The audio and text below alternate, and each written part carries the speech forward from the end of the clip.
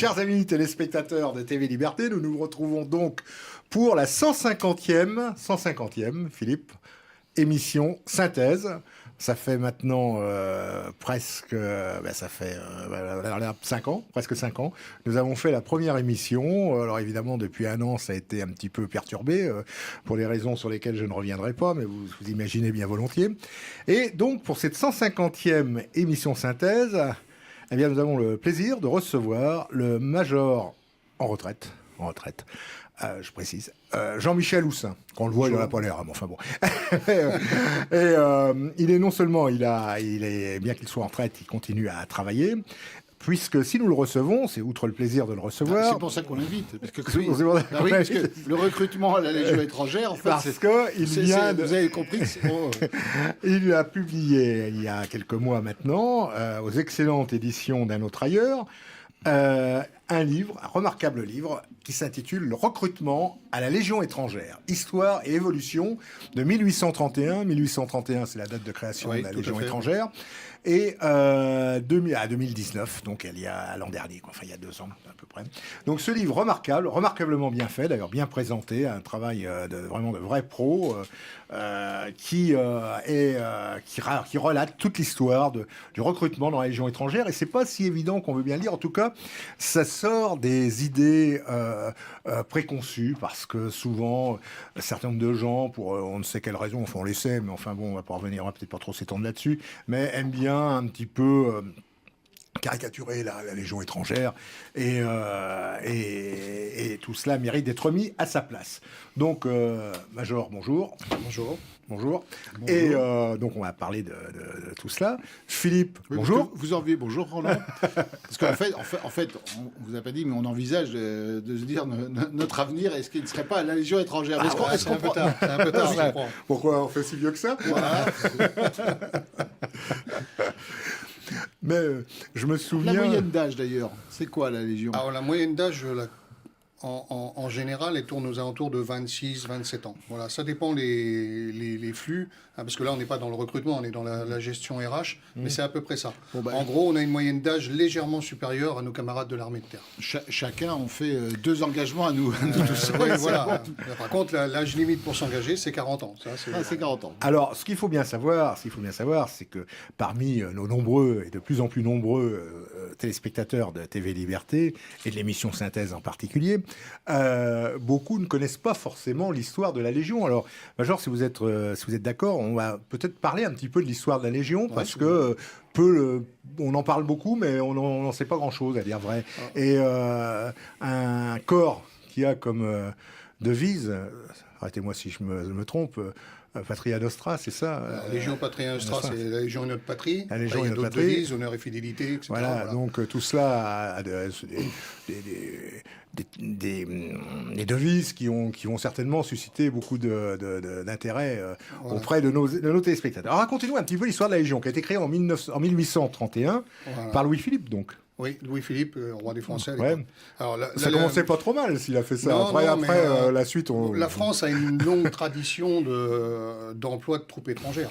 Oui. Alors ça, les gens ne le savent pas. Que ce soit dans l'armée de la Révolution, sous Louis XIV, etc., il y avait des dizaines, voire des centaines de milliers d'étrangers qui servaient les armes de la France. Est-ce qu'on les appelait pas des mercenaires à l'époque? Non, parce que ce n'était pas un terme qui était employé, mais aujourd'hui, on pourrait les appeler des mercenaires, parce que c'était réellement le cas dans la définition du mercenaire. C'est-à-dire qu'on prend une troupe, des gens équipés, armés, on les utilise le temps qu'on en a besoin, on les paye, et après, ils retournent dans leur pays où ils restent sur place. Ouais. Voilà. Et la paye des mercenaires était peut-être un peu différente de la paye des légionnaires, je vous invite à lire le livre, vous verrez que notamment pour la Légion, parce que beaucoup nous considèrent comme des mercenaires, on a été bien moins payés que tout le monde, et je pourrais vous donner l'anecdote pourquoi. Jusque des époques très récentes. Donc la création de la Légion étrangère, elle découle un peu de ça. Longue tradition d'emploi de troupes étrangères, et on est arrivé dans les années 1830 à un moment où il y avait beaucoup d'étrangers, de troupes étrangères, qu'on appelait des compagnies, etc., qui circulaient en France, désœuvrés, et qui, quand ils n'ont plus rien à faire et qu'ils sont payés, des fois ça devenait un peu du malfrat, qui vivait sur l'habitant, qui pillait, etc. Et puis au même moment, il y a eu une concomitance de faits. Le législateur, l'État français, commençait à regarder de l'autre côté de la Méditerranée sur ce qui se passait, notamment l'Algérie. et donc visait une nouvelle terre avec des terres arables, de pouvoir régénérer une nouvelle richesse. Et donc ils ont réglé le législateur, hein, parce que tout ça, ça aussi les gens ne le savent pas, mais rien n'est fait sans un texte de loi, aussi vieux soit-il. Hein. Ça n'a pas changé. Voilà. Et ils ont dit on va régler un double problème, on va rassembler toutes ces troupes qui nous servent, qui sont plus utiles et tout, on va créer un corps composé d'étrangers, et on va les envoyer en Algérie, et ils vont faire le travail à notre place. C'est-à-dire qu'au lieu d'employer des gens du contingent, qui coûte cher, qui est compliqué, il fallait relever l'économie, ils ont utilisé les étrangers. Donc ça réglait un problème de sécurité nationale. Mais ça coûtait quand même. Je veux dire, oui, mais moins. Déjà, on ne prend pas sur la force vive de la nation, on prend des gens qui viennent d'ailleurs. Hein. On réglait un problème de sécurité intérieure qui devenait important à l'époque. Et puis, on commence à bâtir l'Algérie qu'on connaît aujourd'hui. Hein, des routes, les tunnels, enfin, les légionnaires comme d'autres ont passé leur temps à créer un pays. Oui, parce qu'au-delà d'un régiment militaire, enfin, la principale tâche des militaires étant en principe de faire la guerre, au-delà, c'était aussi des bâtisseurs et des... Oui. Alors nous, on a cette tradition de légionnaires bâtisseurs. C'est-à-dire que nous, on ne s'est pas arrivé à un endroit à le laisser en l'état. On va toujours chercher à l'améliorer, le construire, etc. Et les légionnaires ont été beaucoup employés, notamment en Algérie, mais sur d'autres théâtres aussi, pour construire des routes, pour creuser des tunnels, comme pour Isabelle, pour permettre à une économie de s'implanter. Voilà. Ouais. Et ça, c'était... En gros, parce que l'Algérie, ça a commencé, 1830, un tout petit peu avant pour les premiers. Tout le monde connaît la période de la guerre d'Algérie, mais avant, il y a eu beaucoup de travail, la pacification. Il y a eu la construction de l'Algérie. Il y a eu la construction de l'Algérie, tout simplement. Pareil, comment expliquez-vous que c'est quand même pas l'image que l'opinion publique a généralement de la Légion étrangère? La Légion étrangère, c'est la guerre, la baston. Oui, mais parce que, comme vous l'avez dit en introduction, voilà, nous, on vit avec des mythes. On a un adage, un petit proverbe chez nous qui dit la Légion étrangère, tout le monde en parle, mais peu la connaissent. Et c'est ça, en fin de compte. Tout le monde a une idée. Moi, j'ai été confronté à ça. Je rencontrais des gens dans ma vie civile qui me disaient pourquoi je m'étais engagé, parce que j'avais tué mes parents, parce qu'ils savaient mieux que tout le monde. Mais j'y suis, moi, je sais ce que j'ai fait ou pas. Alors, on vit comme ça. Donc on véhicule des mythes, parce que le cinéma a beaucoup aidé, notamment dans les années 1930. Et puis derrière, il y a la réalité du terrain. Le légionnaire, principalement dû à l'emplacement de ses bases quand il était en Algérie, on n'avait pas le droit d'être en France. De par la loi, on n'avait pas le droit d'être stationné en France. En métropole. Voilà. Oui, parce qu'à l'époque, c'était des départements. Il y avait quand même la base. Non, il n'y avait rien. Il n'y avait rien du tout. La Légion était absolument une pas antenne de recrutement, enfin un transit, mais on n'avait pas le droit d'être stationné en métropole. Et on n'avait pas le droit de faire la guerre en métropole. Voilà. Ça a changé par la suite, parce qu'il y a eu des besoins. Oui. Mais voilà, quand il y a un besoin, on change un petit peu, ou on interprète différemment le texte de loi. Voilà. Donc tout ça a fait que, après, quand il n'y a pas de conflit, il faut faire autre chose. Quoi, hein. Donc on était employés. On a l'avantage aussi, peut-être, dans la Légion étrangère, d'avoir des gens issus de tous les milieux, toutes les classes sociales. Vous trouvez aussi bien du maçon que du chirurgien, que du pilote, que voilà. Donc ce qui fait que ça, on a un conglomérat. Il y a aussi attaché à l'image de, attaché, je veux dire, pas attaché à l'image de la Légion, le fait qu'on puisse changer de nom. D'ailleurs, c'était obligatoire, je crois, avant. Ça dépend des périodes. Ça dépend, voilà. C'est des périodes obligatoires de changer de nom. Donc quelque part, ça donne l'impression qu'on fuyait quelque chose. Pas forcément parce qu'on avait tué, volé, pillé ou fait des mauvaises actions. Parfois parce que pour fuir sa famille, pour fuir son environnement. Oui, alors c'est pas toujours fuir, c'est pour disparaître d'une certaine manière, sans suicider. Alors, quand on connaît un peu les légionnaires, on a un avis différent. C'est rarement pour fuir. Il y en a. Il y en a, et j'en ai encore croisé tout dernièrement, où ils ont besoin de... C'est ceux qu'on appelle... qui recherchent la protection de la Légion étrangère. Voilà, cette mise sous anonymat. Le fait de disparaître plus que fuir. Fuir, c'est une question... Mais la disparition, c'est pour... En fin de compte, c'est pour eux. Oui. En fin de compte, souvent, nous, on caractérise souvent le légionnaire comme un blessé de la vie. Oui. Rares sont ceux qui s'engagent parce qu'ils ont toujours, depuis tout petit, rêvé d'être légionnaire. Il faut être honnête. Il y en a quelques-uns. Il y en a, mais c'est pas... on n'est pas dans ce schéma-là. Même les enfants de légionnaires, parce qu'il y en a quand même... les enfants de légionnaires, je peux vous assurer que mes enfants, ils veulent surtout pas s'engager à la Légion. Voilà. Comme souvent, ceux qui ont pâti des défauts du système, ils voient pas les bons. Mais souvent, on appelle le légionnaire un blessé de la vie. Pourquoi ? Parce que c'est souvent échec sentimental, échec professionnel, besoin de se prouver des choses à lui-même ou à sa famille, etc. Besoin de reconstruire quelque chose. Ou il fuit un pays où ils sont malheureux, parce que c'est tout le temps en guerre, parce qu'ils n'arrivent pas à nourrir leur famille, etc. Donc c'est plus un besoin qu'ils ont, et c'est rarement une fuite comme on l'entend pour fuir Il y en a. C'est rarement pour fuir la justice, quoi. Oui, alors fuir la justice, après, bon, là, il y a encore... ça a peut-être été vrai à certaines périodes. Alors... Il faut être très prudent. À une période de besoin d'homme, voilà, dans les textes, pas très faits, tout ce qui est crime de sang, ça n'a jamais été pris pour peu que ça se sache. Maintenant, imaginez-vous en 1840, 50, un Russe qui vient du fond ou un Américain qui vient du fond du pays pour savoir s'il avait tué quelqu'un, on n'était pas au jour d'aujourd'hui. Ça, c'est la règle. Après, comme vous le dites, temps de guerre, Indochine, Algérie, ou des montées d'effectifs très importantes, il est très certainement sûr que les criblages étaient moins précis, moins fins. Donc il y a toujours eu des gens qui sont passés au travers du filet. Mais ce n'est pas une règle, en tout cas, établie, et c'est vraiment des portions. Et prenons le cas de figure, bon là c'est un détail, mais prenons le cas de figure de quelqu'un qui a commis un crime, et avant qu'il soit accusé, arrêté et autres, s'engage et est pris à la Légion.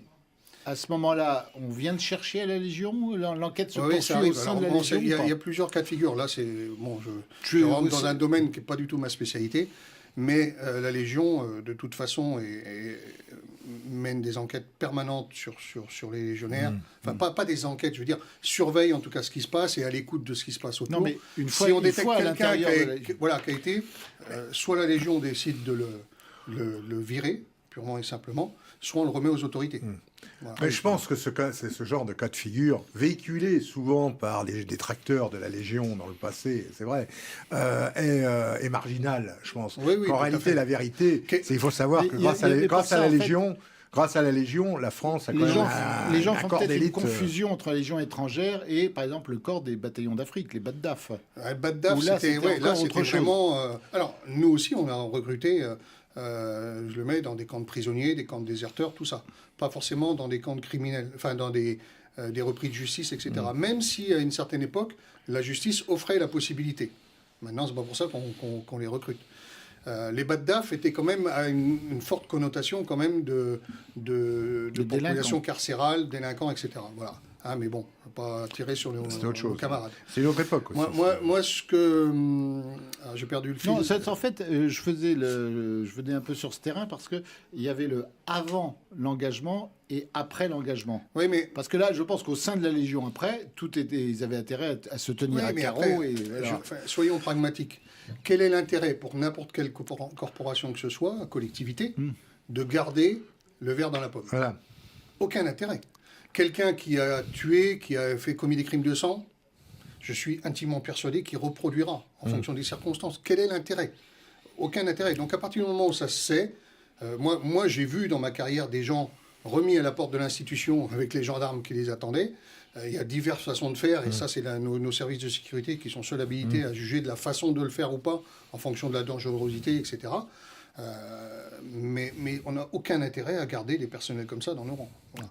Mais alors, ok, ça c'est bien clair. Donc, vous avez bien expliqué que beaucoup avaient des fractures de la vie sans crime de sang ou sans malhonnêteté, Mais il y a aussi les gens qui vont à la Légion, qui se font recruter parce qu'ils ont envie d'une aventure ou qui ne fuient rien, qui ne veulent pas disparaître. Et la proportion est à peu près... c'est difficile parce que ça dépend des époques. Moi, à l'époque où je me suis engagé, les slogans de la Légion étrangère, c'était « Engagez-vous, vous verrez du pays ». Aujourd'hui, on ne le dit plus. Pourquoi? Parce que le format de l'armée a changé, la façon d'employer les troupes a changé, et les séjours outre-mer, des possibilités de voir du soleil, il y en a quand même beaucoup moins, quoi. Donc on ne s'aventure pas. À l'époque, contractuellement, on nous assurait que dans notre premier contrat de 5 ans, il y aurait au moins un séjour outre-mer de 2 ans, ce qui n'est plus du tout possible aujourd'hui. Voilà, donc en fonction des époques, c'est très différent. Oui, il y avait cet esprit d'aventure et tout. On a encore ça aujourd'hui, c'est un peu différent. Esprit pour rejoindre une troupe considérée comme la meilleure au monde, voilà. Mais c'est pas la majorité. Et surtout, on stationne beaucoup en France maintenant, en métropole. Maintenant, tous les régiments sont en métropole, sauf une petite unité à Mayotte, mais qui est quand même un département français, un territoire national, un régiment en Guyane, Voilà, on n'a plus, nous, on n'a plus de régiment stationné à l'étranger. Le dernier était aux Émirats Arabes Unis. Il a été rapatrié sur le camp des Larzac. À La Réunion, il n'y a pas de... Non, c'est Mayotte. Et quelle est la dernière opération auquel la Légion a participé à l'extérieur de la France? Participe les comme toutes les autres. Hein. Là, en ce moment, c'est beaucoup à Barkhane, hein, donc entre le Tchad et toute la zone sud-sahélienne. Voilà. Pendant des années, comme je le disais tout à l'heure, la Légion a été vilipendée par une certaine classe politico-médiatique. On essayait, avec tous les arguments possibles, imaginables, y compris ceux d'être un réceptacle de tous les malfaisants de la Terre. Et puis, finalement, alors moi je me souviens, par exemple, quand j'étais lycéen, à côté de mon lycée, il y avait... des murs avec des affiches, et régulièrement, il y avait des affiches de la Légion, pour le recrutement de la Légion. Bon, et je me rappelle certains profs et certains élèves qui je veux dire, ces affiches de la Légion, elles faisaient autant d'effet que les affiches du Front National, quoi. Je veux dire, pour eux, c'était le mal absolu, quoi. Enfin, pardonnez-moi, je ne veux pas comparer, c'est pas du tout... C'est pas du tout... Non, je par tout le monde. Non, je sais pas, enfin, voilà. Et puis, il y a eu, tu parlais tout à l'heure, Philippe, des interventions, et puis il y a eu, je pense, peut-être que je me trompe, enfin pour moi en tout cas c'est resté dans mon esprit comme étant cela, il y a eu une grande cassure, ça a été Colvézi. Voilà, l'intervention à Colvézi, et là, ça bouclait la gueule à tout le monde, si je puis permettre. Ça Parce que, d'abord, ça a été...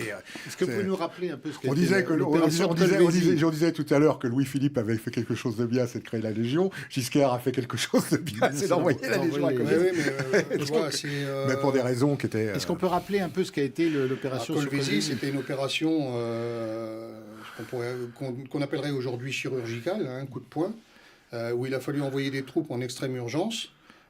Sur le Congo, Colvézi était en Congo. Congo-Brazzaville, je crois que ça s'appelait. Non, c'était le Congo belge. Voilà. Kinshasa. Parce que les ressortissants français et européens étaient en extrême danger. Voilà. Hein, et donc ça a été une opération. Carrément été fait prisonnier. Non, il y a même eu des morts. C'est-à-dire que Colvézi était une région où il y avait des richesses minières. Il y avait une rébellion locale qui avait pris en otage tous les Belges, les Français, et les Belges. Je me trompe peut-être. Là, j'aurais pas dire de bêtises, mais d'après ce que je crois me souvenir, les Belges étaient pas très chauds pour intervenir dans un premier temps. Non, c'était pas forcément ça. Après, vous savez. Et puis les Français sont intervenus. J'ai pas la prétention de connaître les décisions du moment. En tout cas, c'était une opération militaire française, mais qui avait politiquement, qui était menée par la France et la Belgique. Et d'ailleurs, je crois me souvenir que les Belges sont arrivés après en renfort, où ils ont amené un support logistique, de toute façon, c'était pour sauver des ressortissants. Mais comme souvent, moi j'ai participé à une opération en Côte d'Ivoire en 2011. On ne fait pas le tri, on ne prend pas que les Français. On récupère tous ceux qui ont des passeports nord-américains, libanais. Après, c'est des accords entre États, et puis c'est le ministère des Affaires étrangères qui nous dit vous prenez tel pays, tous les Européens ou pas. Voilà. Mais cette opération, quand même, est une des dernières opérations où là, la France a brusquement en a mis plein la vue au monde entier, avec une opération ponctuelle, certes, mais qui a été une réussite. Alors, pour plusieurs raisons, parce que c'était peu d'hommes, au regard quand même, c'était le 2e régiment étranger de parachutistes avec quelques compagnies, dans une vraie poudrière. Voilà, ils sont arrivés, c'était déjà bien ensanglanté, le théâtre. Opération aéroportée, c'était une des premières, certainement même la première depuis la guerre d'Algérie. Mais pendant la guerre d'Algérie, dans un conflit généralisé, vous avez des opérations ponctuelles. Là c'était vraiment, on envoyait quelques parachutistes, et puis ça a réussi, voilà, tant mieux, avec peu de pertes, heureusement. Le REP a déploré quand même quelques pertes. Et combien d'hommes en tout qui ont été largués sur Colvézi à cette époque? Je ne sais pas le chiffre. Tout ça a toujours été reconnu comme une opération qui a été rondement menée. Oui, parce que les ressortissants ont été extraits et mis en sécurité très rapidement. C'est un peu le propre des troupes parachutistes, ça peut arriver directement au cœur de l'action. Et puis, leur mode d'action, la rigueur légionnaire aussi, l'aptitude au combat et puis tout l'entraînement a fait que ils ont tout de suite mis un coup d'arrêt. Qui avaient l'habitude de pouvoir intervenir comme ça. Alors la question va être un peu brutale, mais est-ce qu'aujourd'hui la Légion ou d'autres unités de l'armée française seraient capables de faire une telle opération? Oui. Moi, vous savez, c'est quand même une opération très mieux humaine. Avant, mais voilà, moi je suis intimement persuadé que le légionnaire d'aujourd'hui, il fera son job si on lui demande. Et il le prouve, que ce soit à Barkhane, au Mali, en Afghanistan. Quand il a fallu faire le job, ils étaient là. S'il a fallu se sacrifier, ils se sont sacrifiés, et sans aucun état d'âme. Voilà, c'est des professionnels. C'est les circonstances qui créent. Moi, j'ai eu accès, lors de ma première opération au Liban en 1983, on était dans l'enceinte de l'ambassade de France, et puis il y avait des archives qui étaient ouvertes à tout vent. Et puis on a vu des dossiers militaires où des gens passaient leur vie en opération. Voilà, ils partaient du Maroc pour aller à gauche, pour aller au Siam, pour aller à gauche, à droite. Aujourd'hui, c'est plus comme ça, c'est le contexte. Mais je suis intimement persuadé, le légionnaire, il est entraîné en permanence. C'est un soldat professionnel, voilà, aguerri. Et s'il le faut, il saura faire son métier. Voilà.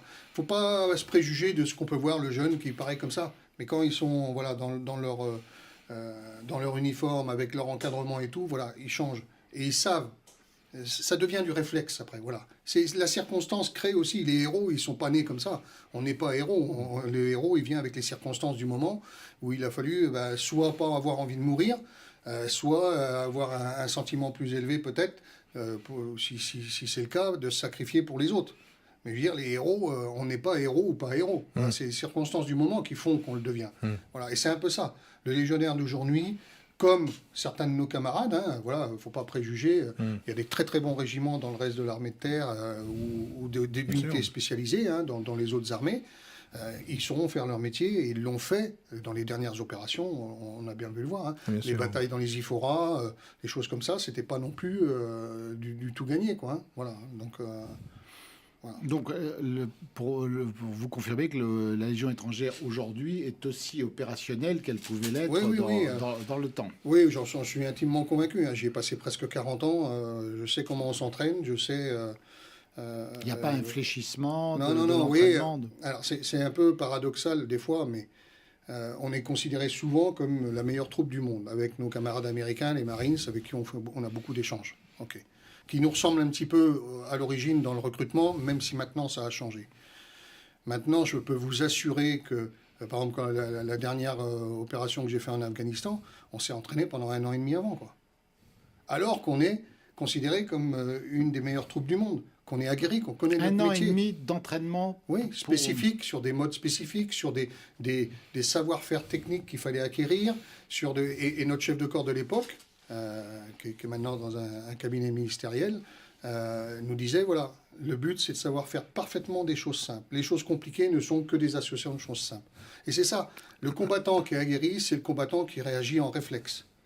Pourquoi ? Parce que quand vous réagissez en réflexe, vous mettez de côté la peur, tout un tas de choses qui peuvent parasiter ce que vous devez faire. Je ne sais pas, il y a un obus qui tombe, il faut sauter sur les blessés, il faut continuer à engager le feu. Voilà, il ne faut pas penser. Et après, on a peur, on s'est dit, tiens, c'est pas passé loin. Il faut avoir des réflexes et non pas des pensées. Les réflexes techniques qui permettent d'assurer, de faire proprement son métier, quoi. Je veux revenir au de votre livre sur le recrutement. Alors, les critères ont dû changer d'une époque à une autre pour le recrutement, forcément. Oui et non. En fin de compte, c'est pas ce qui a changé le plus. En fin de compte, quels sont les critères de recrutement à la Légion ? On demande aux gens d'être en excellente santé. Ça, oui. Ça a peut-être un petit peu évolué. Parce que maintenant, on essaye d'avoir les gens pendant longtemps. On a une vision à plus long terme de la carrière du légionnaire. Quoique, avant, il fallait quand même qu'ils soient en bonne santé. On s'engage toujours pour 5 ans, de toute façon. Ah oui, le premier contrat, c'est toujours 5 ans. Voilà. On leur demande pas forcément d'avoir de papier. S'ils en ont, tant mieux. Ça nous permet d'aller un peu plus vite dans les enquêtes de sécurité, mais pas de papier. On leur demande pas de parler la langue française. On leur demande rien, en fin de compte. Pas de cursus scolaire. Mais s'ils ne parlent pas français, ça doit poser un problème, non ? Ils ont 4 mois. Ils ont intérêt à apprendre vite, alors. Voilà, ils ont 4 mois. Donc, c'est beaucoup de collectivités nationales, que ce soit l'éducation nationale ou d'autres, sont toujours stupéfaits de notre capacité à agglomérer à peu près 150 nationalités. Et puis en 4 mois, faire un bloc soudé qui avance dans le même sens, qui chante français. C'est peut-être la discipline, tout ça. Mais il y a tout. C'est que la discipline, il y a pour beaucoup. L'éducation nationale, c'est une question de discipline. Bon, après, non, mais moi, je me rappelle d'une dame qui était venue voir, parce que dans les classes aujourd'hui, tous les enfants ne sont pas français, tout le monde ne parle pas français, donc c'est compliqué. Bien sûr. La discipline y concourt. L'apprentissage du français, le binomage.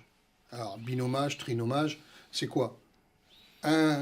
Une recrue, enfin un engagé volontaire français, quand il s'engage, pendant sa période d'instruction, il est responsable de un ou plusieurs étrangers. Donc pendant l'instruction, il faut apprendre un nouveau métier, que ce soit pour le corps, que ce soit pour technique. Hein. Donc c'est déjà très compliqué. On va dire, le métier de soldat, à part ceux qui l'ont déjà exercé, personne ne le connaît. Quoi, hein. Donc on apprend tout à zéro. Voilà. Et en même temps, il faut les acculturer aux Français. Pourquoi ? Parce que dans les textes fondateurs de la Légion étrangère, une troupe composée d'étrangers sous commandement français. Donc sous commandement français, ça veut dire quoi ? Géré par la France, dirigé par la France, commandé par des officiers français. Hein, et donc, la langue de travail, c'est le français.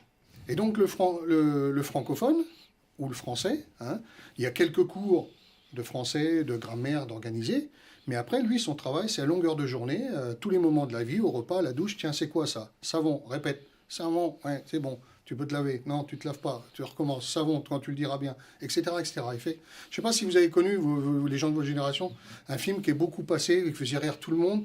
Vous voyez, là, ceci est une canette de bière. Répétez, c'est une canette de bière. Ouais. Mais c'est ça, c'est une méthode très démonstrative. Si en 4 mois on est capable de se débrouiller dans une langue, en 4 mois, à la fin de l'instruction, ils comprennent les ordres, parce que c'est quand même ça le premier point, qu'ils savent comprendre les ordres qu'on va leur donner au combat, hein, parce qu'ils ont quand même un fusil dans les mains. Ils sont capables d'évoluer, ils maîtrisent 400, 500 mots de français. Voilà. Au tout début, il faut vous imaginer... parce qu'il n'est pas le cas de tout le monde. Voilà. Aujourd'hui, vous avez depuis quelques années, on a beaucoup de Népalais. Népalais qui ne parlent pas un mot de français. On lui dit, tiens, voilà, c'est lui qui est chargé de toi. Si, alors je m'excuse, c'est peut-être un peu grivois, mais si vous avez mangé quelque chose qui ne vous convenait pas, que vous allez à la courante, vous partez aux toilettes en courant, lui, il ne sait pas ce qui se passe, il vous suit en courant. Au début, il fait comme ça, c'est la limitation.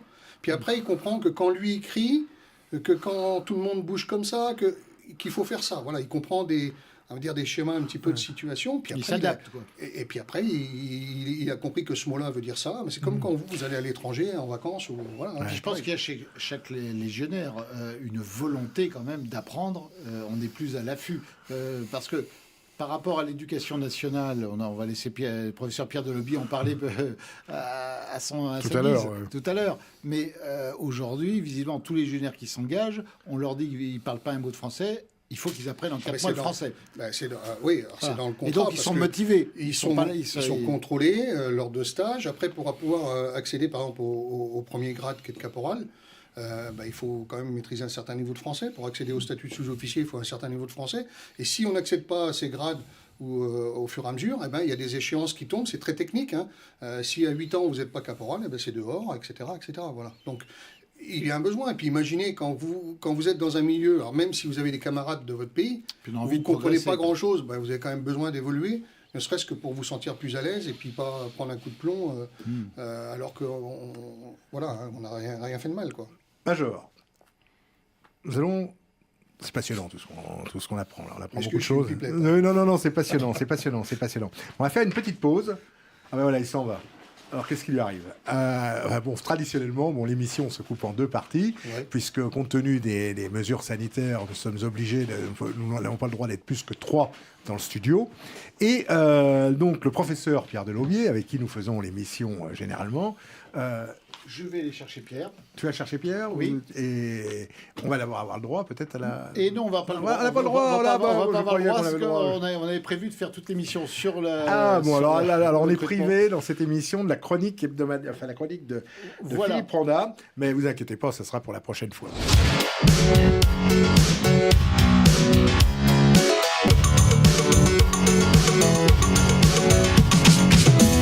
Eh bien, chers amis téléspectateurs, cette émission consacrée à la Légion étrangère, où nous avons le plaisir de recevoir le major en retraite Jean-Michel Houssin, auteur d'un remarquable ouvrage, et vraiment un très bel ouvrage, consacré au recrutement dans la Légion étrangère. Et nous avons le professeur... Pas le major. Le professeur, vous êtes major ou non ? Professeur major. Le professeur major. Le professeur major Pierre Delobier qui nous rejoint, qui remplace Philippe Randa. Et donc, cher Pierre, cher professeur, nous avons donc parlé jusque-là, nous avons parlé du recrutement et de l'histoire un petit peu de la Légion étrangère.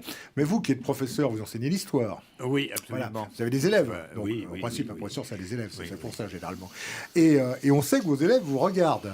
souvent à votre émission. Ça peut arriver. C'est ce qui m'a été dit. Vous avez beaucoup de vos élèves qui vous regardent. Alors, comme nous avons le Choussin qui est là aujourd'hui, qui est le spécialiste du recrutement pour la Légion étrangère, peut-être que certains de vos élèves vont se dire, après avoir vu l'émission, pourquoi pas la Légion? En général, oui, alors ils sont au collège, donc Vous seriez ils très ont fiers, le temps de d'ailleurs, c'est réfléchir d'accord. encore un petit peu. Oui. Mais en général, oui, en général, il y a un moment qu'ils attendent toujours, sur lequel je passe assez vite, parce que c'est un programme très généraliste malgré tout. C'est Cameroun, évidemment, quand on voit Cameroun, quand je parle du justement. Mexique, au moins je suis partie des profs qui en parlent, donc Cameroun, c'est quand même quelque chose qu'ils connaissent tous, ça, c'est sûr.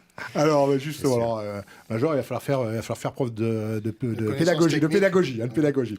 Mais justement, Cameroun, parlons-en de Cameroun. C'est quand même l'un des. On parlait de Colvézi tout à l'heure, mais il y a eu Cameroun. C'était immortalisé. Alors Colvézi immortalisé par le film. Je ne sais pas ce qu'en pense la Légion, mais enfin moi j'avais beaucoup aimé ce film s'inspirant du livre de Pierre Sergent consacré à Colvézi, qui est sorti dans les années 80, si je me souviens bien, où il raconte toute l'histoire. D'ailleurs, je conseille aux téléspectateurs qui ont la possibilité de retrouver ce film, de le regarder. Et Cameroun, immortalisé par une chanson de Jean-Pax Meffray sur Cameroun. Alors Cameroun, c'était quoi Cameroun? Alors Cameroun, pour ceux qui ne savent pas. Pour les élèves du professeur. Eux, ils le savent, non, ils le savent. Alors, Les Cameroun, autres élèves. aujourd'hui, c'est le combat de tradition de la Légion étrangère. Il a été choisi quelques années plus tard. Pourquoi? Parce qu'il regroupe pas mal de valeurs. En fin de compte, Cameroun, ce sont les gens qui ont participé au combat de Cameroun, hein, la 3e compagnie. C'est pas des soldats aguerris, si je peux dire. En fin de compte, c'est peut-être pas le bon terme. Ce n'était pas une unité de combat. C'est des gens qu'on a Cameroun, pris... c'était d'abord, pardonnez-moi de vous interrompre, mais Cameroun, pour resituer, c'était en 1863. 1863, sous Napoléon Voilà, au III. Mexique, 30 avril 1863. Au Mexique. En fin de compte, on a pris, il y avait un convoi important pour l'armée française qui était déployée à l'époque sur le Mexique, qui transportait de l'or, des livres, mais vraiment très important pour la poursuite de la guerre, qu'il fallait protéger. Et ils avaient eu vent qu'il allait être attaqué. Voilà. Et donc, un petit peu en urgence, on a regardé qui était disponible, et puis cette 3e compagnie a été désignée. Sauf que la 3e compagnie a été exsangue. Voilà, il faut se rendre compte qu'à l'époque, au Mexique, les gens mouraient plus de maladies que du combat. Guerre, Bien, moi, j'ai fait des statistiques là-dessus. Bon, ça a été, voilà, la différence est vraiment très importante. Voilà. Et donc, on a pris tous ceux qui étaient un peu là. Il y a une analogie parfaite que les auditeurs d'aujourd'hui connaissent. Ça serait par exemple la chute du Faucon Noir. Ouais. Où on a pris le secrétaire qui était là, le lieutenant payeur, à gauche, à droite. On a dit, allez, hop, vous prenez vos affaires et on y va, on va défendre le truc. Voilà. Donc, Dirigé par le capitaine d'Anjou. Alors, il y avait le capitaine d'Anjou, il y avait le sous-lieutenant Villain, Ouais. le sous-lieutenant Maudet, voilà, qui était trésorier, un qui était payeur, oui, donc pas des gens dont la spécialité était de faire la guerre tous les jours, voilà. Hein. Et ils ont pris tous les hommes qu'ils avaient, donc 62, si je ne me trompe pas, voilà, et ils ont été remplir la mission. Donc, déjà, pas une troupe, on va dire, c'est pas les commandos de l'époque, quoi, voilà. Hein. C'est pas eux qui auraient dû être là, qui auraient dû se couvrir de gloire en Voilà. premier. Après, la mission, quand on regarde la mission, c'était quoi? Protéger un convoi. C'est pas forcément la mission la plus soldatesque comme on pourrait l'entendre. C'est pas monter à l'assaut de la dernière colline, etc. Hein. Et puis, c'est avéré que d'une mission pas forcément très glorieuse, mais c'est une mission, on ne choisit pas sa mission, avec des soldats pas forcément les plus aguerris, on en a fait un combat d'anthologie. Pourquoi? Parce que, comme je vous le disais tout à l'heure pour les jeunes d'aujourd'hui, voilà, ils ont fait un serment, ils l'ont respecté jusqu'à la mort, ils se sont battus, ils n'ont rien abandonné, ni les blessés, ni leurs armes, contre 2000 Mexicains. Voilà. Bon, après, quand on regarde le côté mexicain, ils ne sont pas tout à fait d'accord sur les chiffres, mais bon, on ne va pas ergoter sur ça. En tout cas, ils étaient quand même beaucoup plus nombreux. Hein, et pendant plus de 48 heures, ils se sont battus comme des beaux diables. Et ils ont résisté à tel point qu'à la fin, ils ont quand même les honneurs de l'armée mexicaine qui les extrait, qui les récupère avec leurs blessés, avec leurs armes et tout. Voilà. Donc, on en a fait... Alors, on en a fait, c'est pas moi. C'est devenu le combat de tradition parce que justement, ils regroupent tout ça. Des hommes, on va dire, modestes de la Légion étrangère, une mission modeste et tout, et on arrive quand même à faire un combat où tout le monde a sorti ses tricks. Voilà. Donc, et depuis... Et qui est resté dans l'histoire. Qui est resté dans C'est l'histoire. acte de bravoure. D'ailleurs, à tel point que, voilà, il est inscrit en lettres d'or aux Invalides, Ouais. il est sur tout le drapeau des régiments étrangers, c'est quand même extrêmement rare dans l'armée française. Je ne sais pas s'il y a d'autres exemples où un combat est inscrit à tous les drapeaux de toutes les unités du même corps. Quoi, hein, voilà. Donc, et c'est quelque chose qu'on perpétue tous les ans lors des cérémonies de Cameron, voilà, pour garder un petit peu, ça sert à démontrer. Alors, quand il y a des opérations récentes, c'est un peu plus facile de démontrer à un jeune, dire regarde, tu vois, regarde ce qui s'est passé à Cameron, mais regarde, c'est la même chose qui s'est passé en Usbin, en machin, voilà. Voilà pourquoi il faut s'entraîner tous les jours, voilà pourquoi il faut transpirer tous les jours, voilà pourquoi c'est dur, c'est pour que tu rentres entier, que tu puisses voir ta famille, voilà, il y a toute une culture, quoi. Professeur, vous avez appris quelque chose là, que vous pourrez retransmettre à vos élèves. Oui, bah, moi je trouve que c'est effectivement tout à fait. Je trouve ça très bien. Bon, il s'intéresse spontanément. C'est vrai que Cameron est particulièrement symptomatique. C'est une bataille facile à raconter, etc. On voit tout de suite ce qu'il y a d'héroïque dedans. Voilà. Il y a une question que je vais vous poser. C'est ça qui est intéressant. Et puis, mais effectivement, le fait ça, que je ne savais pas, que c'était pas effectivement l'élite de l'élite du régiment, les super commandos. La troisième compagnie, c'était une compagnie de fusiliers classiques. Voilà. Mais en tout cas, les officiers qui la commandaient n'appartenaient pas à cette compagnie. Oui, et c'était des officiers de ce qu'on appellerait aujourd'hui une compagnie de service. Le payeur, le truc, quand même, voilà, ils ont été plus qu'au rendez-vous. Et ils ont su emmener les hommes ont été au rendez-vous aussi. Voilà, c'est ça que je veux dire. Voilà, mais c'est un peu ce qu'on cultive. Dans la Légion, on reste combattant tout le long. Moi, je suis parti près de 40 ans. S'il avait fallu partir en opération dans les 6 mois avant, je serais parti en opération avec le fusil. Et on ne quitte jamais cet aspect. Par exemple, on parlait des musiciens tout à l'heure. Des musiciens, leur métier principal, c'est d'être musicien parce que c'est une musique qui rayonne dans le monde entier, donc qui nous sert beaucoup dans le recrutement et dans le rayonnement de la Légion. N'empêche qu'ils sont tous mortiers et qui s'entraînent sur leur spécialité combat, mortier en permanence aussi, quoi. Voilà. C'est-à-dire qu'on ne quitte jamais l'aspect combattant. Voilà. Lorsque le commun des mortels, on va dire, pense à la Légion, il pense au képi blanc. Ouais. Mais ça n'a pas toujours été le képi blanc. Maintenant, il y a le béret vert aussi. Mais le képi blanc, c'est un petit peu c'est à la Légion ce que le pompon rouge est au marin. Je veux dire, pardonnez-moi si c'est une mauvaise comparaison, mais enfin, c'est voilà, pour simplifier les choses. L'histoire du képi blanc, c'est... Le képi blanc est venu... Képi blanc qui est aussi le titre, je crois, du journal de la Légion, non? Oui, c'est du magazine mensuel. Blanc, là, voilà. Le képi blanc, comme souvent, vous savez, toutes les troupes... tous les corps un peu constitués ont besoin de signes de reconnaissance. Voilà. Donc il y avait des couleurs et tout. Et puis souvent il y a des choses qui apparaissent un petit peu par hasard. Le képi blanc est un petit peu dans cette lignée-là. Au début, les képis étaient kaki. Donc c'est un beige un peu foncé. Ouais. Et puis, donc le képi, c'était une casquette un peu molle. Enfin, c'était une petite visière. Ouais. Hein, le képi à l'origine, avec un Y. Ouais. Hein, c'était comme ça. Voilà. Et puis, à force de le laver, avec le soleil, avec tout ça, il blanchissait. Ouais. Et puis, les légionnaires, comme ils aiment bien toujours être un petit peu différents des autres, ils disent, tiens, c'est pas mal ça, on va les astiquer encore un peu plus. En fin de compte, c'était pour se démarquer au début, voilà. Mais ce n'était pas toutes les unités de la Légion qui étaient sur l'Algérie, quelques-unes, et puis ça s'adopte un peu, et il est officiellement apparu comme signe de reconnaissance de la Légion en 1939, lors du défilé du 14 juillet à Paris. C'est la première fois où la Légion... 1939 oui, je crois que c'est ça. Ah oui, c'est récent. C'est la première fois où la Légion étrangère en troupes constituées a défilé avec le képi blanc. Voilà. Et le béret vert, ça a été un peu pareil. C'était adopté par les parachutistes en Indochine, les autres n'en voulaient pas, et puis après, petit à petit, dans les années 60, tout le monde l'a adopté. Voilà. Donc, ce qui est fabuleux quand... je raconte une anecdote, mais qui n'est pas... pas vraiment, enfin, qui est objet de notre discussion d'aujourd'hui. Et c'est quand même un élément enfin, qui m'a toujours frappé. Il m'est arrivé, en tant que militant politique, d'être amené à manifester le 14 juillet sur les Champs-Élysées contre le président de la République de l'époque. Bon, c'est peut-être le cas pour celui d'aujourd'hui, enfin qu'importe. Le problème n'est pas là. Et oui, il y a quelque chose qui m'a toujours frappé. C'est que pendant qu'il y avait des manifestants tout le long des Champs-Élysées pour huer le malheureux président de la République de l'époque, il y a un moment, silence total des manifestants. Devinez lequel? Celui où passe la Légion. C'est pas du tout d'ailleurs contre les autres régiments et les autres unités, pas du tout. Mais la Légion, silence. Tout le monde là, respect, garde à vous. Donc c'est pareil. Je raconte ça. Bon là, on dépasse évidemment le cadre de notre conversation. Quand on est curieux, qu'on regarde déjà. Et puis il y a tous les autres. On marche pas à la même cadence.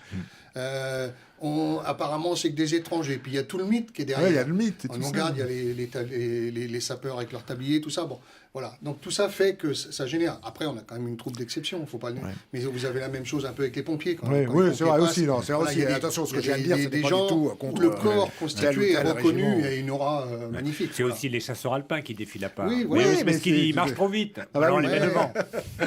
Voilà. Dites-moi encore. Puis ils sont avec des skis sur l'épaule le 14 juillet, ça passe pas inaperçu. Donc... Oui, surtout, c'est du ski nautique, mais c'est pas le cas. La France a l'honneur, la fierté d'avoir ce régiment, ces régiments de légionnaires, et qui ont marqué son histoire. Il y a d'autres pays en Europe qui ont, vous parliez tout à l'heure des Marines américains, mais il y a d'autres pays qui ont des régiments similaires. Alors, tout de suite, moi je pense tout de suite à un pays, c'est l'Espagne, avec la bandera. Et qu'est-ce qu'il en est dans les autres pays d'Europe ? La bandera, effectivement, c'est la Légion étrangère espagnole. Alors, moi, je les ai côtoyés et j'ai fait une opération avec eux en Macédoine et au Kosovo. Et il y avait toujours cette rivalité, et dire non, c'est nous les légionnaires, non, c'est nous. Bon, donc, on leur a fait comprendre que c'était nous les légionnaires. Quand même. Mais alors, au départ, la bandera a un petit peu les mêmes aspects techniques. Il devait être capable, simplement, il y avait des freins. Il fallait parler espagnol. Ouais. Ben, c'est suffisant pour qu'il y ait peu d'étrangers. Moi, quand je les ai côtoyés en Macédoine, sur une compagnie, il y avait 2 étrangers. Tout le reste, c'était espagnol. C'est espagnol, ouais. Nous, dans la Légion étrangère, on est à peu près à 90% d'étrangers.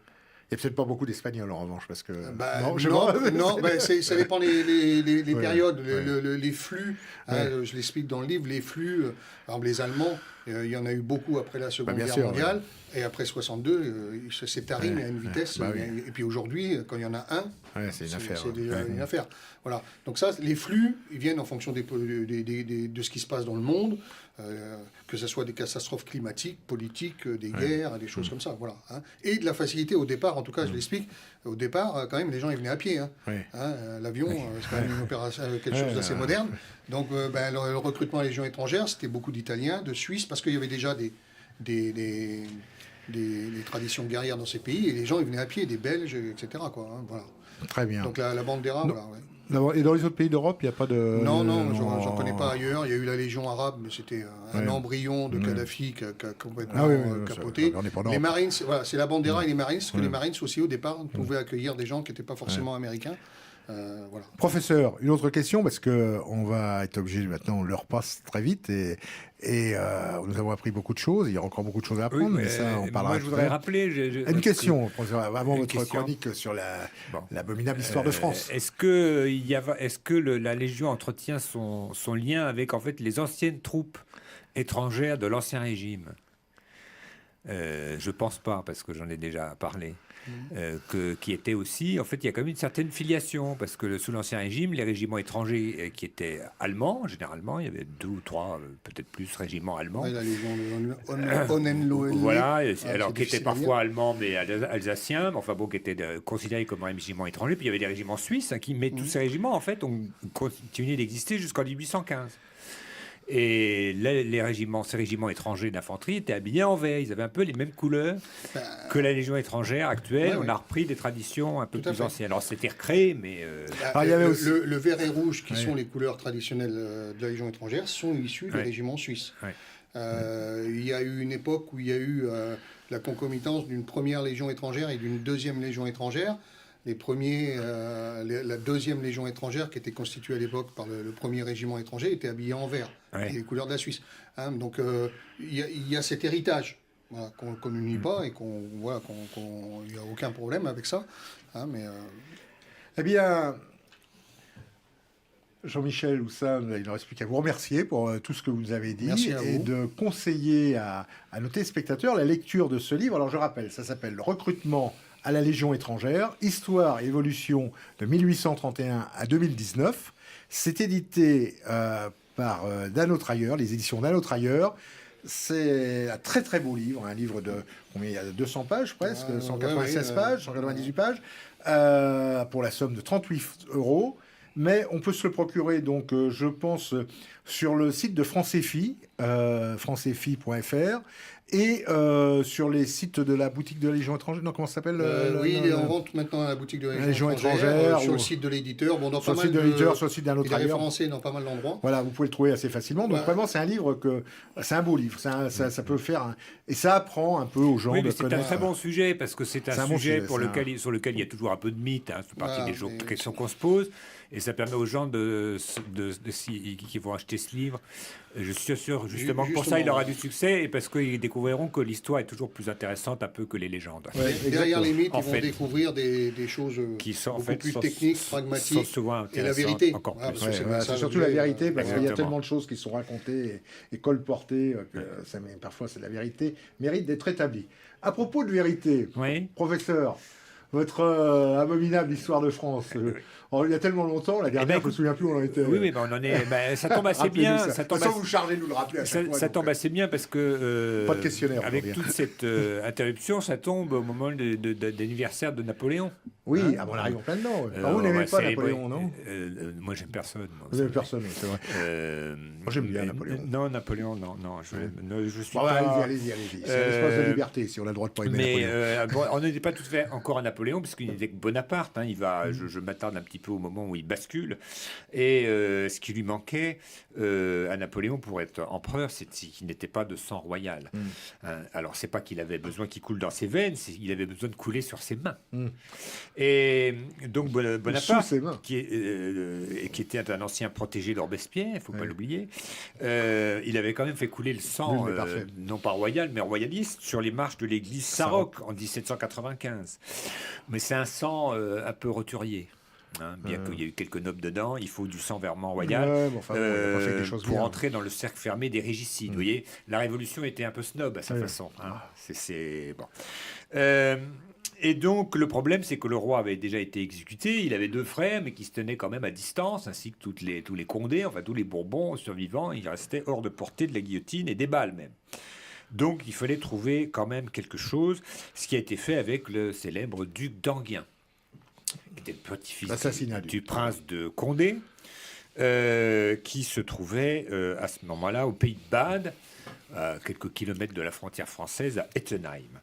Et le 15 mars 1804, il a été enlevé par un détachement de 1000 dragons. Il y a quand même 1000 dragons qui passent la frontière pour aller voir ce qui se passe chez les autres. Bon, à l'époque, on était un peu chez nous partout, même si on n'était pas invité. Et il est conduit à Strasbourg et ensuite transféré à Vincennes le 20 mars. Et il est traduit devant un groupe d'officiers qui est paré du nom de tribunal. Et en réalité, ce qui est d'ailleurs assez curieux, c'est qu'il semble ne pas s'être rendu compte que c'était son jugement. Il pensait que c'était un simple interrogatoire. Et donc, il est condamné à mort et fusillé. Sa tombe était creusée à l'avance, donc bon, les carottes étaient cuites. Et donc, si le duc d'Enghien avait demandé à ses juges de quoi m'accuse-t-on, on aurait pu lui répondre on ne vous accuse pas, on vous condamne. Comme ça, c'est plus simple. Mais comme même dans une parodie de justice, il faut se déguiser la justice, eh bien, on adresse un acte d'accusation. Il a été accusé de tas de choses, d'avoir porté les armes contre la République, d'avoir servi le gouvernement anglais ennemi du peuple français, conspiré contre la sûreté de l'État, s'est mis à la tête d'émigrés sur les frontières, tenté de soulever Strasbourg, etc. Attentat contre le premier consul, etc. Et le général qui préside cette petite commission qui se parle du nom de tribunal, c'est le général Hulin. Le général Hulin, c'est pas un grand juriste. Donc, comme il ne sait pas au nom de quels articles de loi il va fusiller dans un quart d'heure son client, il laisse semblant. Il dit, vous mettrez après pourquoi on l'a fusillé. On laisse ça au service technique. Là, on n'a pas le temps. Il y a le futur duc de Savary, le futur duc de Rovigo qui est pressé. Donc, voilà, on régularisera plus tard. Donc, le duc d'Enghien est assassiné. Ça permet à Bonaparte, c'est le gage suprême avec la Révolution. Je suis moi aussi, comme vous, un régicide. Mais, je dis l'assassinat du duc d'Enghien, mais c'est quand même un peu injuste de faire du duc d'Enghien une simple victime. Parce qu'en réalité, si le duc d'Enghien était au pays de Bade, tout près de la frontière, c'était quand même pas tout à fait pour prendre les eaux. Il y a des belles stations thermales au Pays de Bade. Bien connu. D'abord, il est tout à fait vrai, comme le dit l'accusation, qu'il avait mis son épée au service du gouvernement anglais. Et le gouvernement le gouvernement anglais était l'ennemi du gouvernement français, pas du peuple français, comme il est dit. Hein. Il était au service du gouvernement anglais pour venir au secours du peuple français. C'est comme ça qu'il faut dire les choses. Donc tout ça était parfaitement vrai. Et il était parfaitement vrai qu'il avait passé plusieurs fois la frontière pour essayer de soulever l'Alsace contre le gouvernement consulaire, hein, avec la complicité de tas de gens, dont d'ailleurs Dumouriez, qui était un ancien général de la Révolution. Donc tout ça était tout à fait exact. Et il y avait des complots, le complot de Canudal et Pichegru. Canudal et Pichegru a été enlevé. Et j'ai lu sous la plume de certains historiens qui disent qu'il y avait un mouvement, du coup, comme on avait arrêté les gens qui voulaient assassiner le premier consul, il y avait un mouvement d'opinion en sa faveur. Je ne sais pas où ils le voient, parce qu'à l'époque, il n'y a pas de presse en France. Il y a 4 journaux et ils n'ont pas le droit de dire ce qu'ils veulent. Donc je ne sais pas où ils voient le mouvement de sympathie. C'est-à-dire que vous détestez un type et quand on essaie de l'assassiner, du coup, mettez à l'aimer. Je sais pas, j'ai jamais vu un gaulliste raisonner comme ça à propos de De Gaulle. Je vois pas pourquoi les anti-bonapartistes auraient raisonné comme ça. Ça n'a strictement aucun sens. Et au contraire, les immigrés, eux, ils sont à Londres. Et à Londres, il y a la liberté de la presse. Et ils voient qu'en fait, le mouvement, l'hostilité au consulat est extrêmement forte. Et donc, ils se disent que c'est le moment d'agir. Et en fait, ils sont même un peu trompés par ça. Parce qu'ils se disent, les Français, mais en France, l'information ne circule pas. Donc, voilà. Et le duc d'Enghien s'était rendu plusieurs fois, d'ailleurs, à grand affolement de son père, de son grand-père, plus exactement, le prince de Condé, il était venu à Paris incognito pour nouer des complots contre le consulat de Bonaparte. Donc, vous voyez, le duc d'Enghien n'est pas non plus une pure victime. Hein, en réalité, c'était quelqu'un qui était en effet tout à fait prêt à agir. Donc, il faut un petit peu mettre en lumière cette figure. Il était assez jeune. Hein. Et puis, il y a une petite chose aussi qu'on dit avoir été dite par Talleyrand ou par Fouché. Alors, Fouché, Talleyrand, c'est quelqu'un à qui on attribue un colossal de citations. Et on dit qu'il a dit pire qu'un crime, c'est une faute. Et non seulement c'est mal de l'avoir fait, mais en plus c'était malhabile. En réalité, Bonaparte a été convaincu par Fouché et par Talleyrand de faire cette opération contre le duc d'Enghien qui permettait à l'Empire de s'établir. Donc c'était bien un crime. Et celui qui a dit pire qu'un crime, c'est une faute, c'est quelqu'un de moins connu, c'est Boulet de la Meurthe, qui était un député qui a une certaine notoriété, mais qui est moins connu que Talleyrand et Fouché. Et voilà comment est mort le duc d'Enghien, non pas en victime, mais en héros. Il est mort dans les fossés. Dans les fossés de Vincennes. Dans les fossés de Vincennes, je crois même que c'est lui qui tenait la lanterne. Enfin, il y a quelques petites légendes là-dessus. Il a demandé à commander lui-même le feu du peloton. Ça lui a été refusé. Voilà. Et son chien a hurlé toute la nuit sur sa tombe. Eh bien, cher professeur, tout ça est très émouvant. Nous aurons une pensée pour le duc d'Enghien. Et Napoléon n'a pas fait que Bonaparte n'a pas fait que des choses bien. On peut l'aimer sans forcément tout. Il y a beaucoup de choses mal qu'il a faites. Que vous ne connaissez pas, mais je vais vous les révéler, que vous le vouliez ou non. Oui, vous avez le droit. Après tout, seront très dans l'esprit de synthèse, on va dire. Voilà. Merci, chers téléspectateurs. Merci, Major en retraite, Jean-Michel Houssin, pour votre participation à cette émission. Juste un tout petit mot pour annoncer la parution d'un nouveau cahier d'histoire du nationalisme, nouveau livre de la collection des cahiers d'histoire du nationalisme, consacré au Péronne, à l'Argentine et au justicialisme. Un livre que l'on doit à notre ami Jean-Claude Rollina, qui était ici même il y a quelques semaines, et donc un nouveau cahier d'histoire du nationalisme sur l'Argentine, les Péronnes et les nationalistes que vous pourrez trouver sur le site de Synthèse Édition. C'est un sujet que Jean-Claude Rollina connaît très bien. Connaît très bien. Je pense, mais c'est pas son premier ouvrage d'ailleurs. Jean-Claude Rollina, il a déjà écrit plusieurs sur le sujet. Comme c'est un grand voyageur, il est allé en Argentine aussi, il a vu tout ça. Il sait de quoi il parle. Ah oui. Merci, à très bientôt, dans 15 jours maintenant pour une nouvelle émission.